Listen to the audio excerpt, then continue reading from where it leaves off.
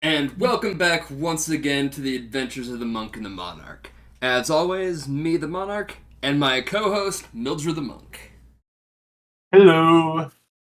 So today we're getting back into talking about another director of anime's history. This time, wow, I completely forgot how to pronounce that name. Mamoru Oshi. Yeah, and people call me unprepared sometimes. This is a professionally run show here. Mm, But yes, most people are going to know him largely for one work here in the States, and that's going to be Ghost in the Shell. Pretty much, though. There's quite a lot beyond that. Some of that we'll be getting into, including one particular project that is his life's work that started all the way back in the '80s, and something we, in hindsight, should have covered a few months back when we talked about the OVA bubble of the '80s and '90s. Yeah, something you're going to notice about this guy's career is it's weird. It definitely goes all over the place. That is something that cannot be debated. He got his start all the way back in the early '70s. Well, not the early '70s. I'd say the mid '70s, since he first got his start in Tatsunoko Productions in 1976. That was as a storyboard artist for Ipatsu Kanta-kun. I think I've only seen clips of. I'm not sure if it was ever if it was ever localized. A lot of his earlier stuff never got a localization. But it's definitely stuff that's of the time. I kind of hinted at this in the past, but something you have to remember is that for a good amount of the early years of anime and manga, especially the '60s and '70s, there was a struggle to try and get out of the gag manga, the gag based assumption that was in the public consciousness regarding the medium. This was why the Gekiga movement was such a big thing, and this is why guys like Go Nagai are treated as the trailblazers that they are, because they were some of the early purveyors of trying to get out of that. Of course, there's also the fact that by the time we get to the mid '70s, anime was not on the best footing. They were getting a lot of their lunch being taken by tokusatsu, as we did in 1976. So Go Ranger and Kamen Rider are starting to come out. Ultraman's starting to make a return after being asleep for a few years. A lot of the early stuff definitely fell into that gag style approach. Ipatsu, from what I've seen, definitely did, as well as Time Bokan. Obviously, that didn't last because in 1980 he goes over to Studio Pierrot. And Perot's kind of remained a big deal for a very long time. Although when someone plays word association with me regarding Studio Pierrot, the first thing that instantly comes to mind is all of the shonen adaptations that they did. They seem to have been the go-to for doing adaptations of manga that have appeared in Jump. They've definitely done a number of them. Yeah, early on they were doing the animation for One Piece. They did all the animation for Naruto. I'm not sure if they did any for Boruto. I don't think they were involved with the animation for Bleach. I want to say that was somebody else, but I They could be are on wrong. Bleach Thousand Year Blood War. Hmm. I Uh, think they were involved in the original Bleach.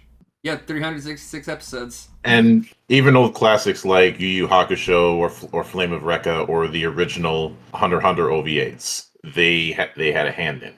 So like I said, when it comes to a lot of stuff that is in that Jump Shonen battle manga approach, they've had a hand in it. It's unsurprising because, well, a bunch of the people who would form Studio Pierrot were former Tatsunoko people.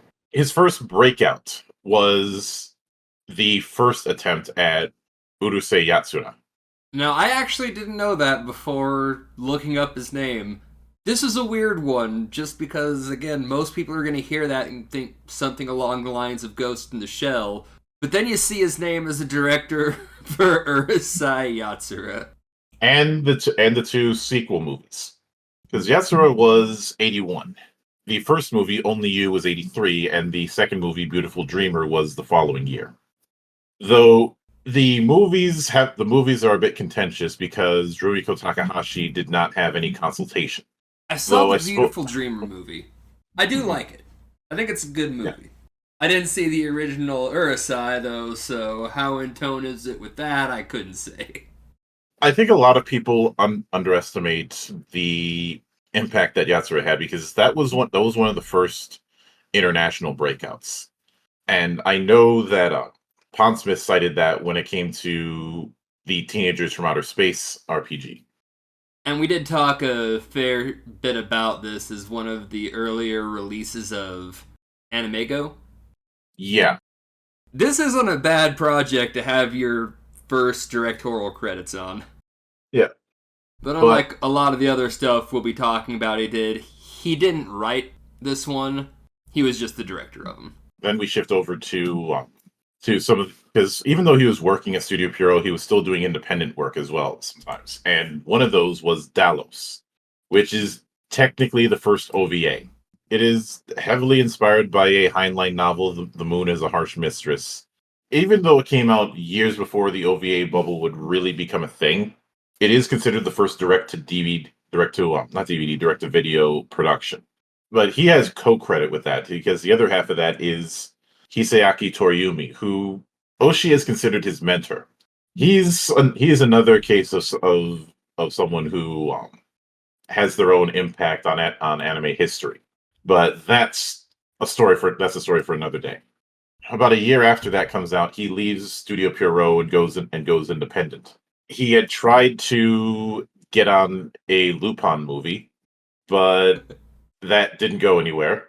Now, that's going to be relevant to his first project because I found an interview about the thing he released after that, Angel's Egg. A lot of what you see in this, the Angel Egg, were his ideas for Lupin. I see why they turned him down because this is. I don't see how you could connect anything in this to Lupin and not look like a crazy person. I think the response from Toho was that it made no sense. Now, Angel's Egg is a hard show to track down and watch. It's supposed to be getting an English release after all this time by G Kids. Probably only subtitled. G Kids feels like the anime version of Criterion these days. Yeah. I don't know. Does that make sense? Oh, it does. Especially with Angel's Egg releasing that. This is a very hard one to talk about because it's effectively an art house movie. There is a plot, but everything you're seeing is all about your emotional reactions to things, the themes. The actual plot's not really all that important. So as a movie of itself, it's very hard to talk about. Yeah. I want to say it's the anime version of Zardoz, but that might be too cruel. I have seen Zardoz. I have had it explained to me. I have watched plot summaries. I have watched behind the scenes and the like when it comes to Zardoz. I still have no fucking idea what that movie was about. I kind of get Angel's Egg, but again, talking about the show itself would be me and Mildra sitting here waxing philosophical for God knows how long, and I'm not even entirely confident in all the things I think about the movie. Which, waxing philosophical is certainly on brand for me as a monk, but I have my limits. Yeah. I would need something else. But that said, I will say it's funny because in an interview I found where he was talking about Angel's Egg, he jokes he loved it. He thought it was a really interesting project, but after releasing it, he couldn't get work for the next 2 years. This did not do well. But you hear the name Angel Egg crop up is just like an influence and inspiration to a lot of different projects from Miyazaki took inspiration from it for the Souls games. There's inspiration from it found in games like Hollow Knight. This weird little movie that did not do well made a notable difference. Yeah. And sometimes that kind of thing has happened where something ends up not doing well at first, but ends up being such a massive influence. That's the reason I keep bringing up The Shape of Punk to Come as a historian, because it's such a perfect example of that. And if that G Kids release does come out, I may take a look at Angel's Egg for myself. It's definitely worth watching. Mm-hmm. And I will say, for anyone familiar with the work of Amano outside of Final Fantasy, you can definitely tell this was drawn by Amano. Drawn by Amano and probably filtered through someone else, because even with modern tech, it's still difficult to animate Amano's art style. Now, if you're having Amano do storyboarding, that's perfectly fine. But consider the work that he did on Gatchaman and how the characters and the like look in the final product. But with Angel's Egg, I think you kind of do start to see that. You really start to see this guy's style come out. Like when he's actually fully in charge of the project himself. He makes things way different than what you might have expected if you originally knew him from Urusei. Part of the reason that I do want to eventually look at Angel's Egg is the fact that supposedly some of the themes crept into some of his later work beyond Ghost in the Shell. I'd seen things here and there with it, but I'd like to play a game of Spot the Reference. But yeah, after we see Project, or his Angel Egg project, Hmm. we do eventually see him get to his next major thing with Pat Labor. He, of course, has done a little bit of work with other people in between, but Pat Labor is going to be the next big one. That's mainly getting talked into it by Kazunori Ito to join that group as a director. And Ito himself was the screenwriter for the project. And of course, in that bit of time, he decided to delve into doing live action with the Red Spectacles in '87, which I have not seen, but I do know that both that and Stray Dog are part of the Kerberos saga, which I'd say is the biggest work that he's done. And the Kerberos saga, I want to put that off to the side because I really feel that deserves its own episode. Yeah, that's an interesting section that'd be a lot of talking about that one. There was also Talking Head in 1992, which again is delving into surrealism, which I feel like is something that's always in the back of his head. I do wonder what kind of alternate universe would have cropped up if he and Miyazaki could actually got along regarding Boko. In the '90s, he was approached to direct a adaptation of the Boko novel. They even had image boards drawn up, but all that we know is why the project didn't come to fruition is conflicts between Oshii and Miyazaki. If I had to guess, Miyazaki doesn't really do surrealism, and that's kind of a thing with a lot of Oshii's work. Even if it's not outright meant to be surrealist, just in terms of concepts.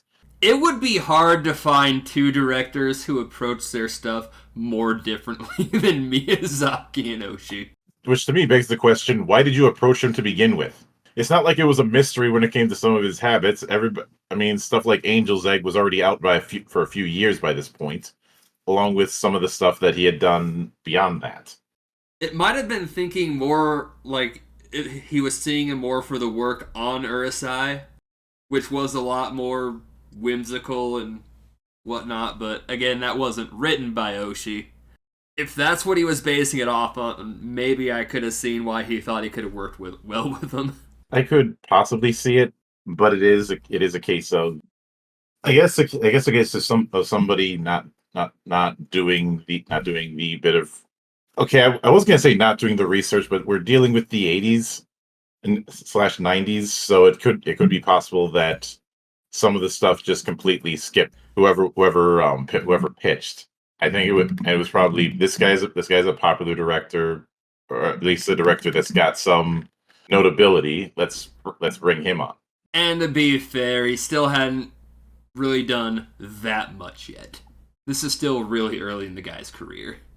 Hmm. So you only even if you knew of Angel's Egg, you have that, a couple other things that aren't that surreal. It's not like you had a full picture of the guy, even if you had all the information at the time. That said, it does feel a lot like when EA decided to bring in freaking not Nabashin, Suda51. Not Yeah, it's a case of when you're bringing in somebody who has developed a specific style, don't try and get in the way of that and try and make them do something that isn't that style. We do see something with Pat Labor, though, in relation to Oshii, and how different a show he directs is if he didn't also write it. Because this is another one I wouldn't necessarily have made the connection in my head from Ghost in the Shell to Pat Labor. Now, I'm only familiar really with the Pat Labor movies. I've not seen the actual series. Yeah, I feel like that's the case with a lot of people. Obviously, when we get to 95, we get to Ghost in the Shell, and obviously Ghost in the Shell's impact cannot be understated. I'm not going to be breaking new ground talking about that. But what I think is interesting is Oshi's comments that Ghost in the Shell allowed him to finally get over Lupin. I have a feeling that was meant with that is that the whole Lupin movie that he wanted to do and all the stuff regarding how far it got to the point where it was an all or nothing deal. Toho had to sign on with him, otherwise that whole concept that he was going with could not be done. May have stuck in. I think it stuck in his craw for a long time, which is what, and some of that bled into some of the works that he would do after that.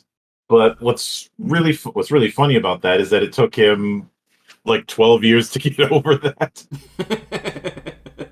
Yeah, I don't think his comments about lack of work after Angel Egg were unfounded.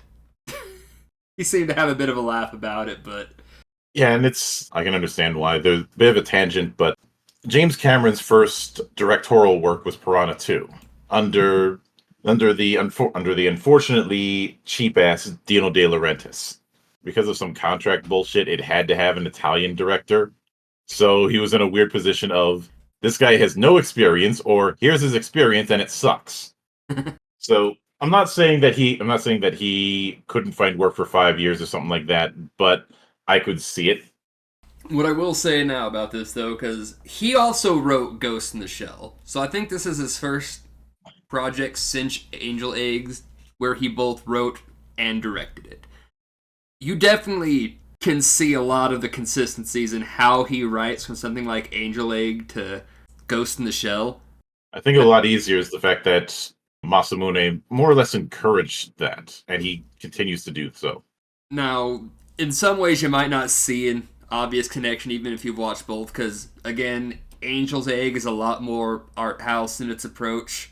Lack of real structure, the world setting is at best iffy, whereas something like Ghost in the Shell, it's taking place like an actual tangible city. There's a very real plot here going on, but if you see where the focus is in Ghosts in the Shell, and any time at least I think back to watching that movie, I don't really remember like characters and plots all that well. What I remember very well are like the big themes, the moments, the atmosphere.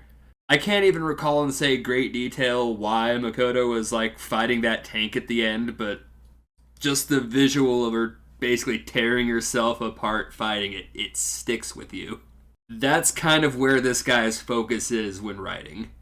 I'd say was not that wasn't as much of the case in Innocence, and although Innocence got mixed reviews, but I enjoyed what it was trying to do. It was trying to be a little bit of a noir kind of affair, which, given that it was a few years removed from Avalon, which came out in 2001, that was a Polish Japanese production. I think one of the other things that's interesting is shortly while Innocence was being worked on, he was approached to be one of the directors for the Animatrix. I'd have been Uh, really interested to see what he did with that one. but because he was working on Innocence at the time, he declined. He was also considered for an anthology film in 2000 that came out in 2006 called Paris Jatam, but he declined that as well. And also in 2005, there was talk of Kenta Fukusaku and him collaborating on a project called L is Burning. And while the script was completed, nothing came of it, mostly because it would demand too much of a budget. So he wouldn't do another full film until The Skycrawlers in 2008, after like three different projects got off the ground a little bit and then died a death or just didn't happen. I haven't seen The Skycrawlers, though I feel like in hindsight maybe I should. It does look And interesting. Again, yeah. noted, Mhm. directed, not written in this case. Yeah, in that same year, he also did the screenplay for Musashi: The Dream of the Last Samurai. Although, again, that was screenplay, not not director. Of course, then a year later he goes back to live action with Assault Girls, and we did kind of see what could have happened with Animatrix, because he was the creative director for production IG segment in Halo Legends, which given what I which double checking, that means that he would have been involved with the Duel, which the Duel was one of the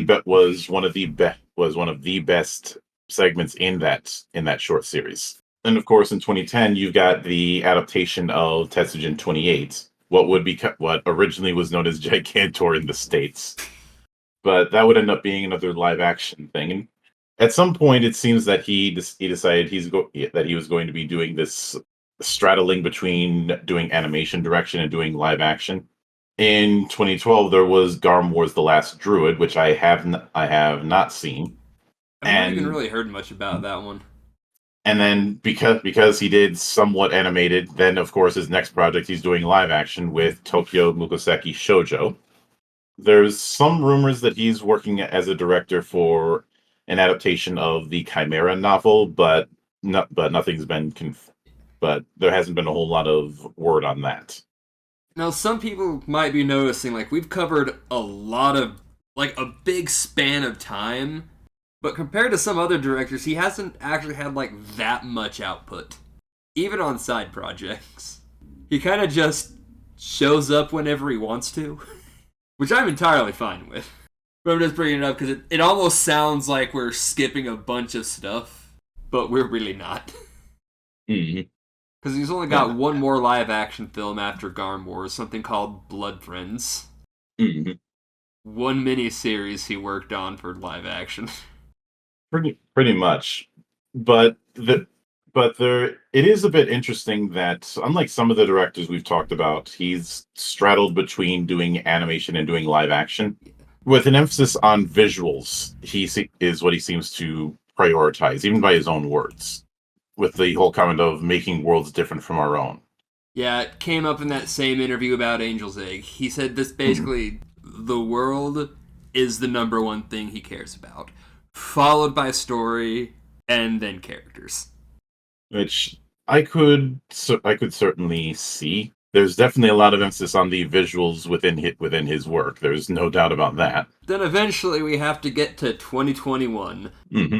I watched this one recently, Vlad Love. Yeah. I am convinced what had happened is Nabashin sent him a script and, as a joke, told him just to tell everybody he wrote it instead. Just because it comes off more like one of his scripts rather than something It's. that Osh. Yeah. I know I posted some of the images on your Discord for this, and I might upload them into this video. Mhm. These are some weird ass jokes and references. I don't know. Maybe he was feeling nostalgic for what he was doing in the late '70s. It's possible, but these are like if Excel Saga were made today, you'd see jokes about Miyazaki like this instead of Yeah. some of the stuff that ended up in Excel Saga. Or the weird random muscle guy that just shows up and goes, "Out of the way, herbivores." Like, even the creation of this show doesn't sound real. A real estate company decided they wanted to fund the guy who made Ghost in the Shell to make an over-the-top lesbian vampire comedy.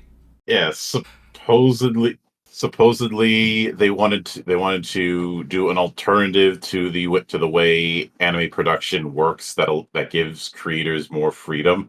Apparently, the other person who has directing credits is Junji Nishimura, who has a lot of stuff under their belt. Aside from the early stuff when he was still under Tatsunoko, I'm trying to think of many works that Oshi did that could be considered could be considered comedy. Nothing that he's written outside of this. Even the stuff that he only directed and didn't write, it's not really he's not really doing comedy. Urusai was largely comedy, but But he that moved away was from at that really quick. that was adapting Rumiko's work. So I'm not sure how much that counts. I will say, Vlad Love, I don't think it should have been a 12 episode show. gags start to get repeated way too early. And it's going to be a bit weird for certain people if you don't get certain references. Like, he makes references multiple times in one episode to some famous Japanese stage play guy who's never done movies or animation, who became famous for adapting Shakespeare in Japanese theater. There's multiple jokes about him in an episode I had to look up to understand. It's an interesting show at the very least. There are times I do, after you watch a few episodes, you do start to see his directorial touch on this. I'm still sticking to my theory that it was sent to him by Nabashin to write, or written by him. But you do start to feel his directorial touch on it once you start paying attention. Have they ever interacted? I don't know. I don't think so. At least not in any kind of official capacity. So it's a hard show to recommend more than just like the first 3 or 4 episodes.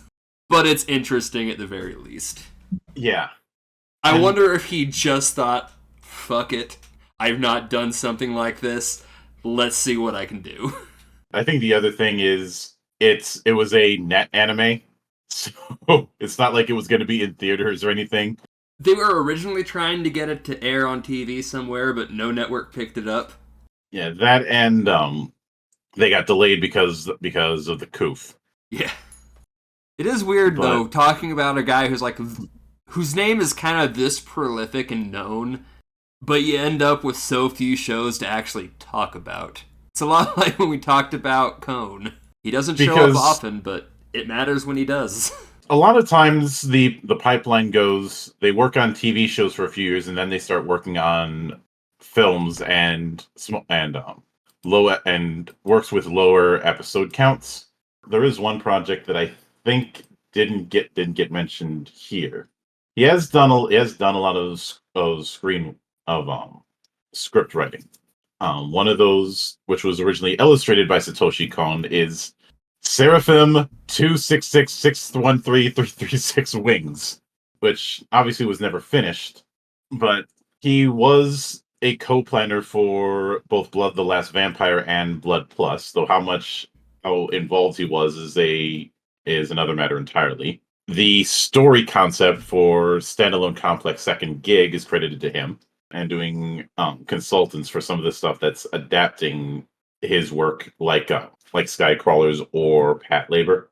But in a lot of the works that he's involved in, Kenji Kawai shows up as composer, and Oshii has said that he's responsible for half of his film's successes. Well, apparently he was also a consultant on Kick Heart, which we've talked about in the past. I can see it. Yeah, I do think another thing that is worth pointing out for the few people who probably, the small number of people who don't know, a lot of Oshii's work has inspired a lot of Western directors. Obviously, one of the most noticeable was The Matrix, taking some inspiration from Ghost in the Shell. And I have to correct myself. It wasn't Visions; it was Memories, and that was Otono's project. He wasn't involved. I don't know why I thought he was. Wires are bound to get crossed from time to time. There's so many of these directors to talk about, especially since all of them were in a similar camp with each other. There's certainly been that, and I do find it amusing when I see Angel's Egg as one of the things that inspires some folk, given that seemed to have been a massive bomb when it came out. There's also one case that some people think is influence, but there's a lot of nobody's outright willing to say it. A lot of people have speculated that the design of the Hellgas in the Killzone trilogy, or quartet if I want to include Shadowfall, were inspired by the Kerberos units from the Kerberos saga. Now, Guerrilla Games has never addressed it, but they have seen how people could see that. They've argued that the design was inspired by World War I gas masks, which, I guess, but when you look at the Kerberos and you look at the Hellgas, I don't think it's unreasonable that people are making that connection. It's a lot like when the guy made Black Swan said, "Oh no, I didn't take inspiration from Perfect Blue," even though he'd previously tried to get the rights to do a live-action Perfect Blue. And his previous movie had a scene basically note for note right out of Perfect Blue. Just for the sake of reference, I'm going to share with you one of the images of the Hellgas from. I'm just going to grab one straight from the Killzone wiki, so I don't grab someone's fan art by accident. Okay, with some of the designs, it might be a bit of a stretch, and I can see the gas mask thing that they argue, but two things can be right at the same time. And you've no doubt seen Genro or some of the other stuff in the Carreer saga, so I don't think it's unreasonable to have people make that connection. I could see how they both got to similar designs pulling from the same like real life sources. Which is amusing because the Kerberos suits were very much pulled from German shock troopers in World War II, whereas they're arguing that they were inspired more by the gas mask setups in World War One. Except when you I'm not sure if you've played any of the Killzone games, but the idea that they were leaning more into World War One than two is something I find a little suspect. I briefly played Killzone 3, so I'll have to take your word on that. It's definitely one of those kind of things. Yeah. We've talked about it before, how there's that weird thing where some like just Western directors and whatnot will not admit to taking inspiration from anime.